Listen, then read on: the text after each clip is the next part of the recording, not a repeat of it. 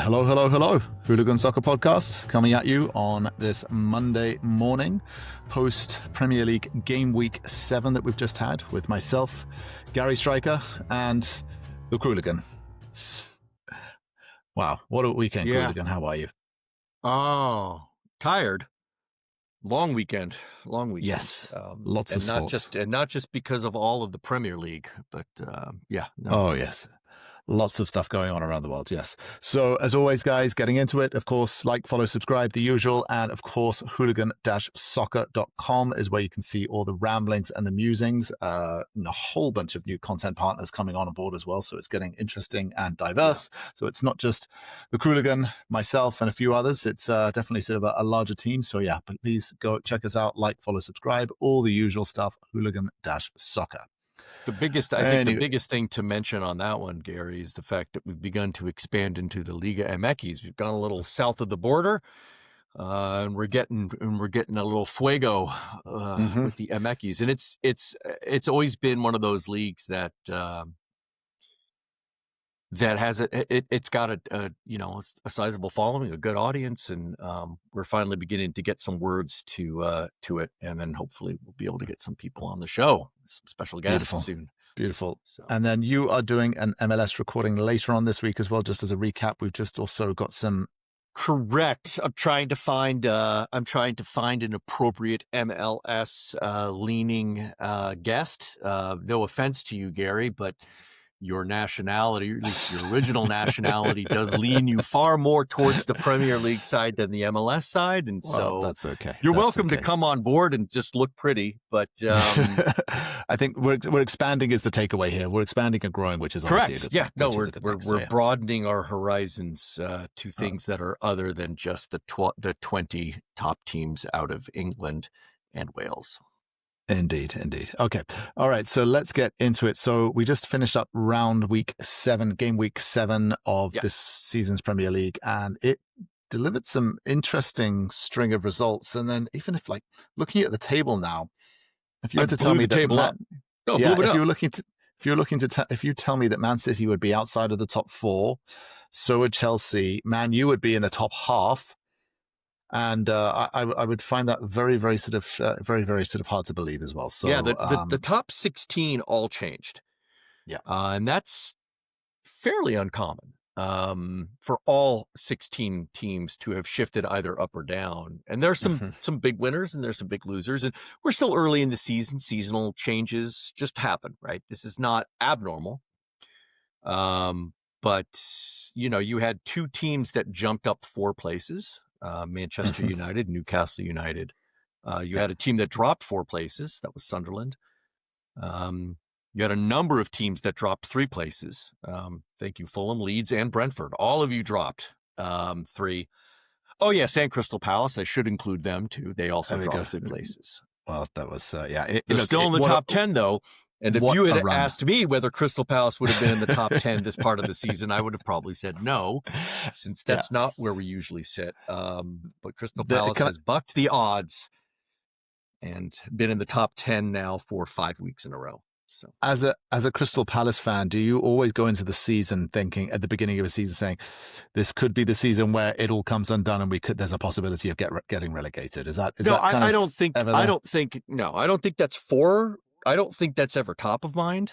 But I don't think anybody who supports a team that is traditionally mid-table takes the season for granted that they're going to get yet another season, right? I mean, let's be honest. Chelsea, Liverpool, even Man United, though they shouldn't, think they're always going to be around. Yeah. Palace doesn't have that luxury. Teams like Bournemouth, don't have that luxury. Certainly none of the promoted teams have that, but no, there are no guarantees for mid-table teams, and so every season is filled with optimism and hope, and saying, "Hey, this could, maybe this is the year where we possibly even get some European competition."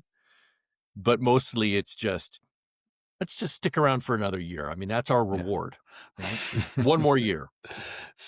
Yeah, stick it out for one staying at more the top year. fight. Yeah, okay, yeah, no, that's fair. That's fair. And Palace, unfortunately, why don't we sort of make? Well, we'll get to No, Palace. we can Let's go. start with them. We can start Should with we go them. to I mean, it Palace? was Yeah. listen, it wasn't a great game, Mm-mm. right? Palace didn't play particularly strong against Everton. They weren't bad. Yeah. But as opposed to all the previous games where we did not lose, there was a fragility. There was a little bit of a fragility, and I would dare I say a manicness to the nature in which they played, particularly towards the second half. And listen, Glasner was asked the question, because it was a fair question.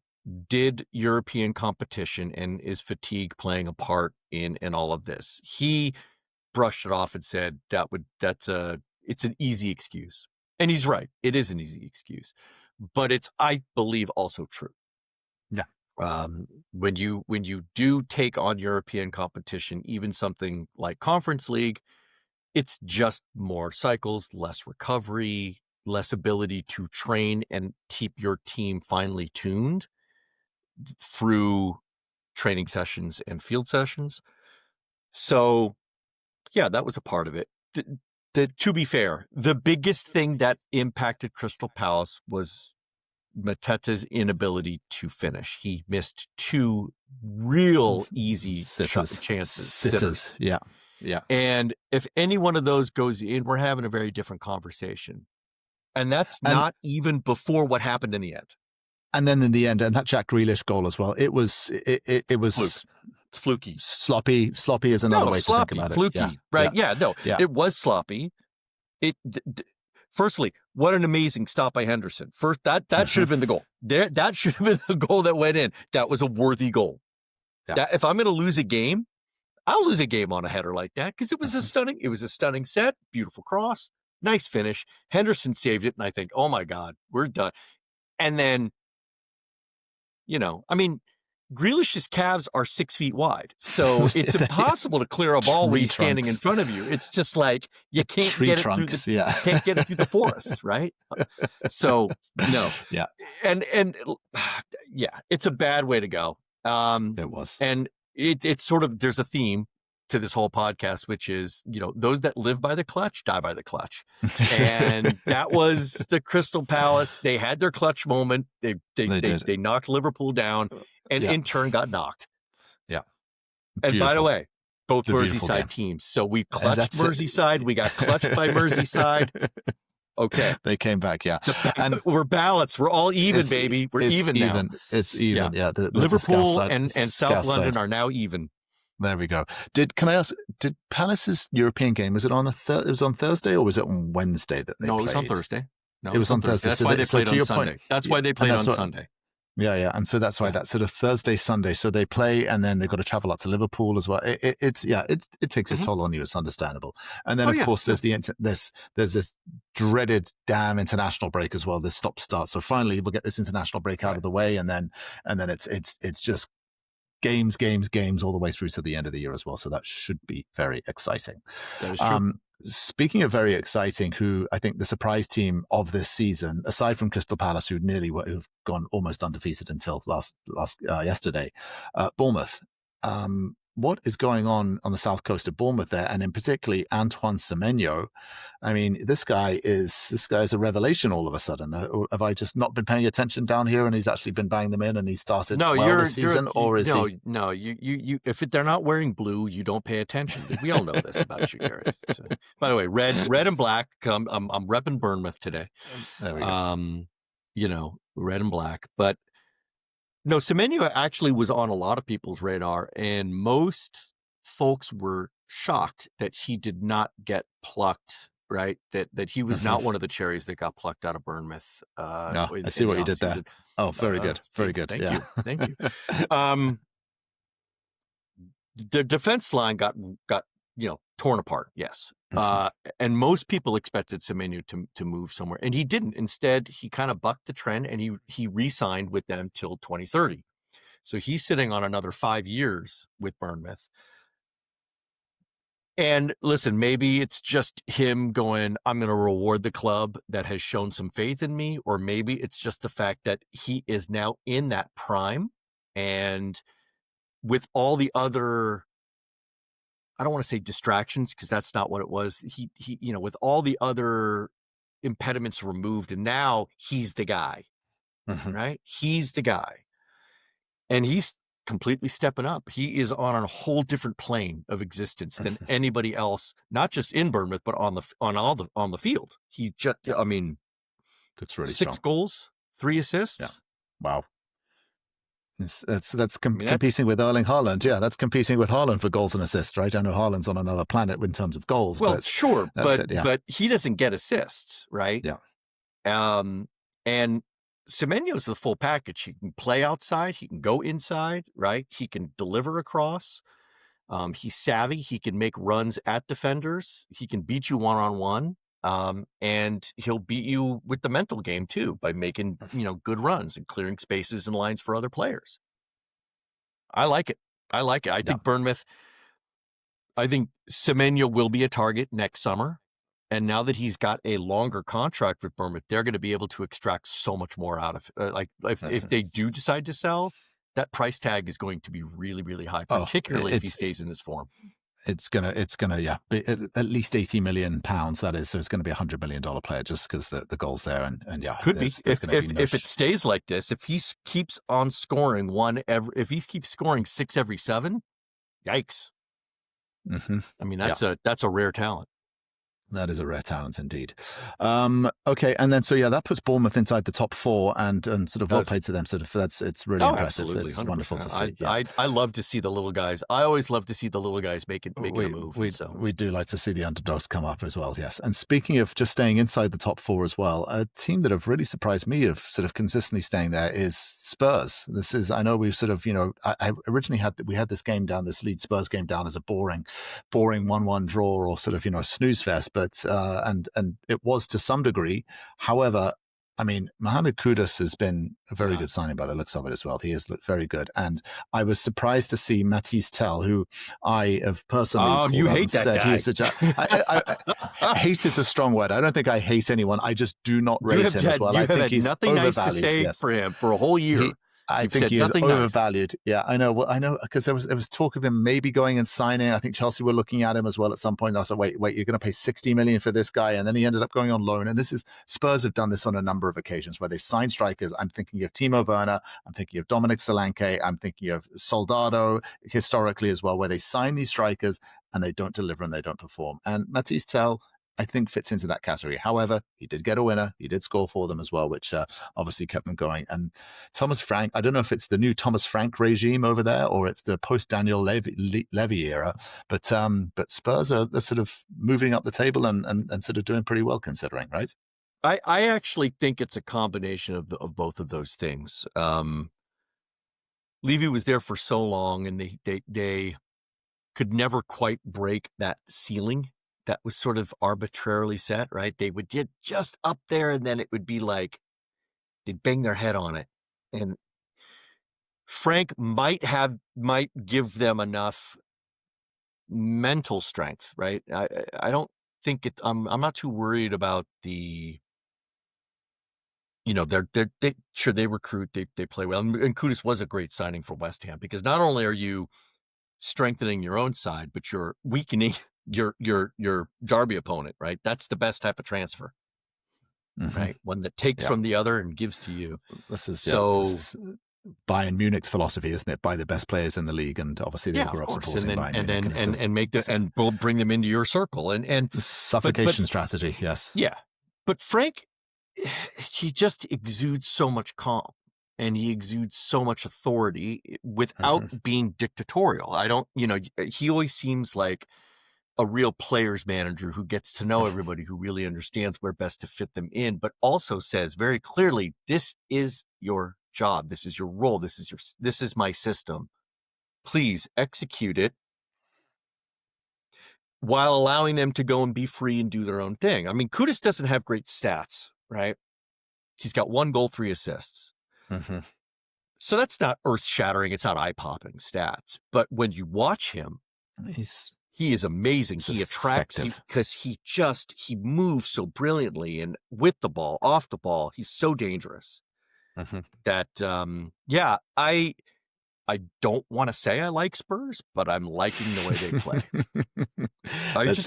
I am respectful of the fact that they have adjusted after a miserable season last year, and trophy notwithstanding.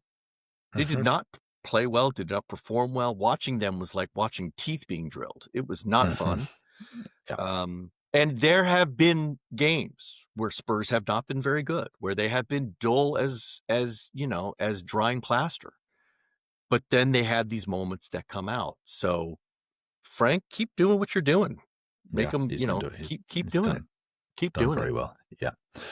Speaking of doing it, I mean, looking at the stats, Arsenal with a convincing win over West Ham. That was probably. I think we both called that as well. Did but anybody think that was not going to happen? No, that's not. But I think them now sitting in this international break, top of the table. Just think, a few games ago, Liverpool were 5 points clear at the top, and now Arsenal 1 point clear at the top. Yeah, as well. no, just consistently grinded out, and that defense conceding only 3 this season is a very, very impressive statistic. And then the goals for as well. They're the second highest goal scoring team in the league. So surprising Arsenal, when you score a lot and don't allow a lot concede. In. You end up going to the top of the table. It's I don't understand it, but I wonder I hope they'll have enough Pulitzers to send us for this insightful and analytical analysis of the league here. Newsflash. But again, I'm not looking at this, and I still don't think Arsenal are title contenders. I just have that feeling that they're just going to choke, as Arsenal genuinely tend to tend to do towards the end of the season as well. And I think it's also quite too early. If Liverpool kept on running away with it and winning, then I'd sort of say Liverpool. But I just don't feel like Arsenal will be at the top of the pile come the end of the season. I still think there's historically, there's more to the story. Historically, you've got a very solid story. Right? That seems to be the narrative. Let's wait and see. Liverpool, very unexpected to see them when they had such a I don't want to say strong start, outside of the fact that they won their first 5. Anybody who was really paying close attention could see there was danger looming. And that danger has struck, right? So and you've been calling it. You have been calling it from the very beginning. They'd got lucky winning, and there was that sort of moment of, are they playing badly and still winning, which is the sign of the champions, or have they just been faking it up until now? And I think now this is 3 wins, 3 losses on the spin. I don't think it's crisis time. I don't think it's panic stations. I just think but there are. I think there's 2 problems for Liverpool, right? One is defensively, Konate is not going to sort of get you out of trouble, right? He is a problem. They do need to sort of fill that gap as well. It does seem like also as well the sort of that they don't. I don't know who the prime right back and the prime left back are in sort of, with Trent having moved on and Robertson as well, I believe, coming back from an injury as well.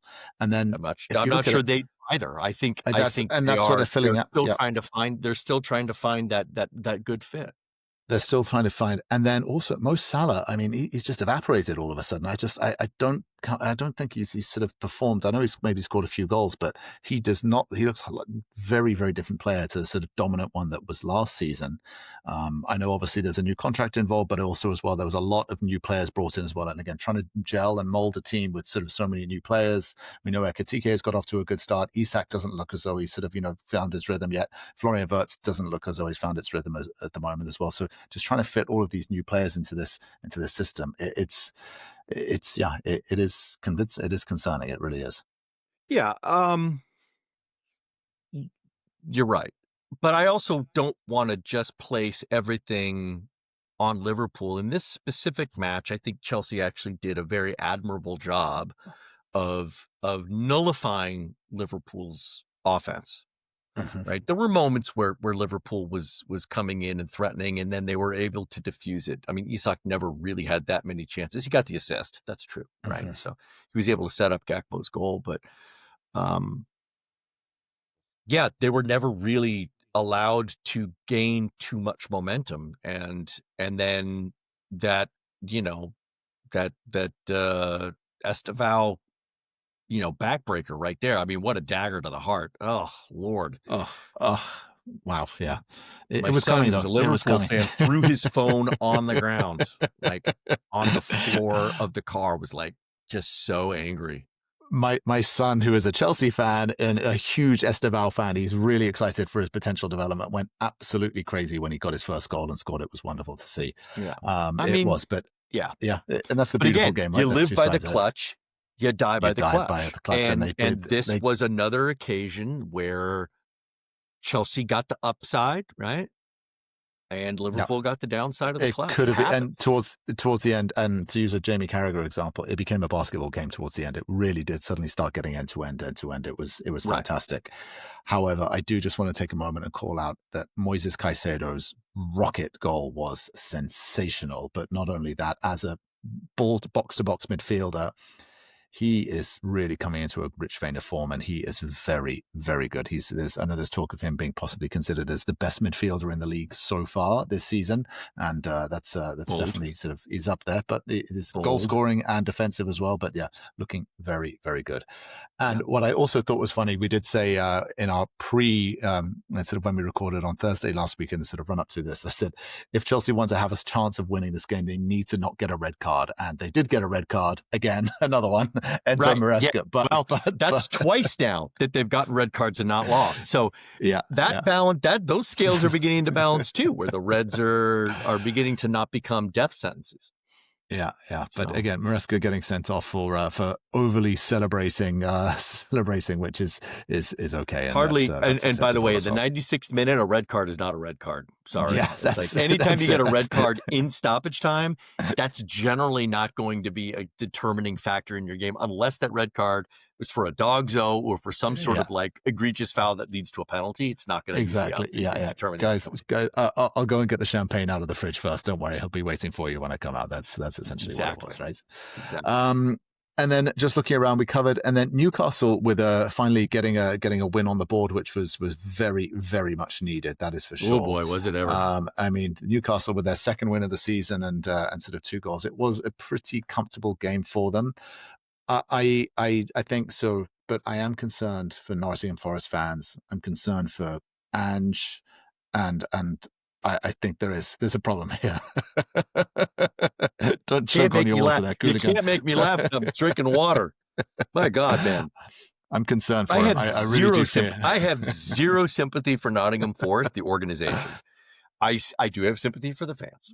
It is, yeah. They have to. The fans high highs, low lows, this. Right? Well, they certainly got Nuno's magic last season, and it was a wonderful experience. This is one of those funny things where, again, reflections of a mid-table fan. All right, maybe I should start my own podcast, just reflections of a mid-table fan. Nottingham Forest, that typifies what I like to call the boom bust cycle mentality of a great number of clubs that tend to live inside that bounce zone, right? They go between Championship, Premier League, right? They're too good for Championship. They're maybe just not quite good enough for Premier League. And then they got that magic moment. Whoa, incredible, right? Made it, almost got it into, almost made it into the champion, the UEFA Champions League. Just had that one little, letdown. But now look at it, and none of this is the fans' fault. None of this is really, and I want to be clear. I don't even think any of this is the players' fault. This is 100% self-inflicted by an ego-driven megalomaniac owner. Sorry, Marinakis is 100% to blame for this. Mm-hmm. Yep. 100% to blame. Yep. I agree with you completely. I agree with you completely. I mean, just what an asshole. Yeah, it all comes back from that. It just seems that him storming on the pitch last season, that's just kind of when it sort of came undone, right? Yeah, I know. Yeah. But and if that was just one, if that was just one thing, I mean, just the general tenor of his. I mean, I get it. Nuno's not the easiest guy, apparently, to work with. He can be prickly. He can be exacting. He wants to do things his way. It doesn't, But he was getting results. And even if you were upset the way they didn't, they kind of got themselves bowed out of, right? Where they had to bow out of the champions,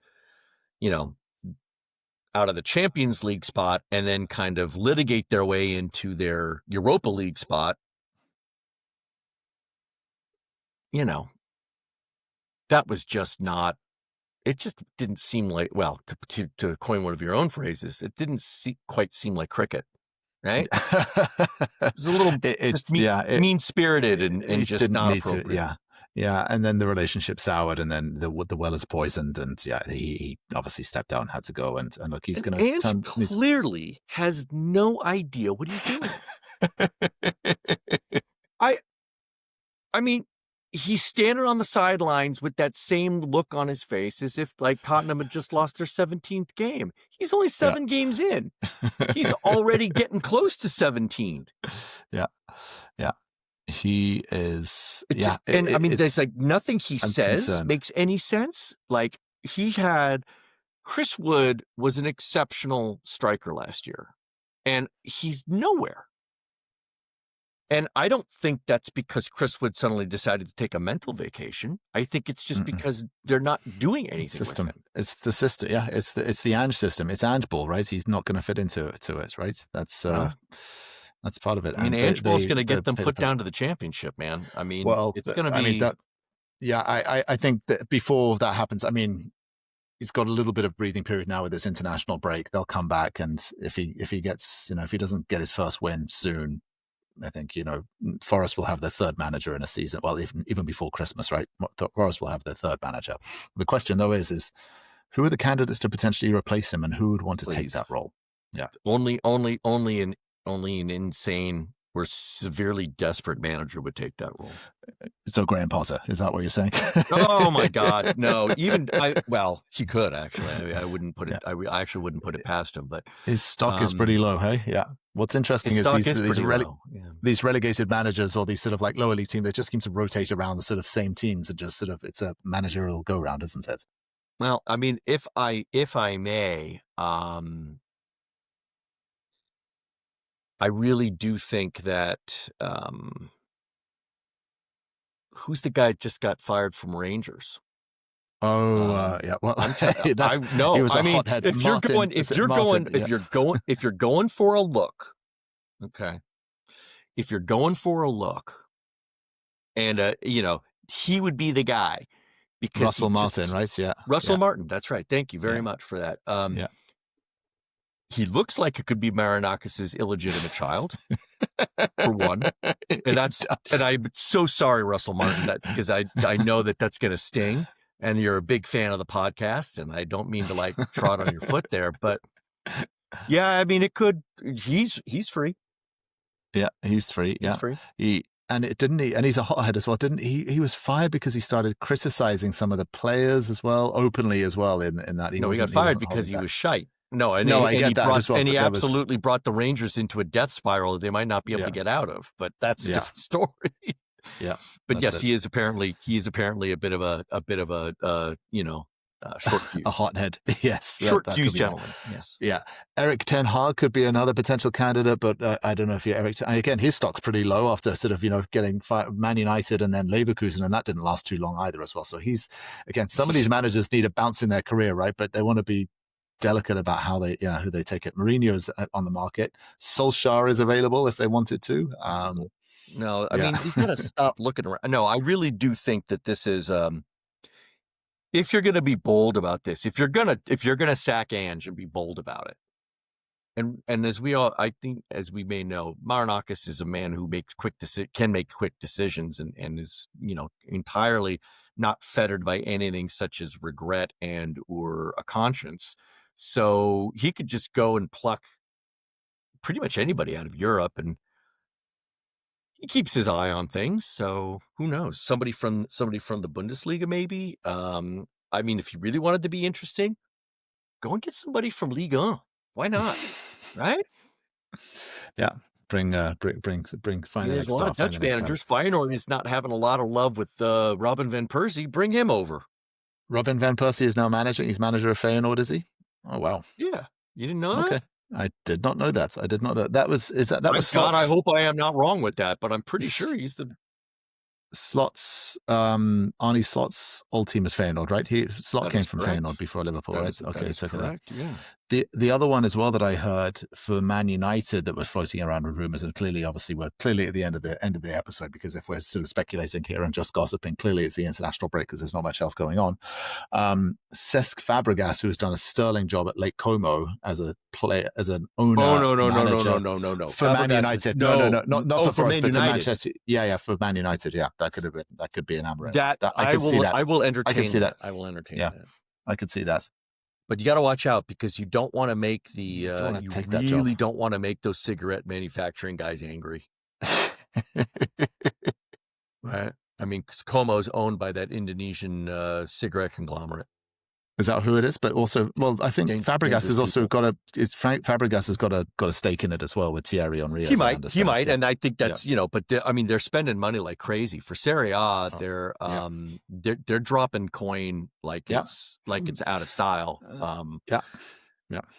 And to be fair, have the results to show for it. So I mean, it's working. Whatever it is that they're doing seems to be working. Why would you leave that? Yeah. No, why would you leave that? Yeah. No. Why would you leave that? Yeah. No, make your stance to get another successful year, and then your stock goes way higher, right? Yeah, exactly. A mid-season departure like that, everybody hates managers that leave mid-season. Yeah, it's not cool. It's not cool. Yeah, you're not going to get anyone who's in the role, unless you're sort of plucking them. It is true. Okay, well, Qooligan, I think that's sort of wrapped us up. Thank you very much, as always. So you'll be recording some point this week with an MLS update as well. Now that is it Philadelphia are our champions. They are Supporter Shield champions as well. Congratulations to the Philadelphia Union. They will get to raise the Supporter Shield. They did very well there. No, it's fantastic. 66 points was enough. Wonderful. Okay, well, Qooligan, in that case, we'll let you get back to it. Thank you very much, as always. We will speak to you soon. Yeah, peace.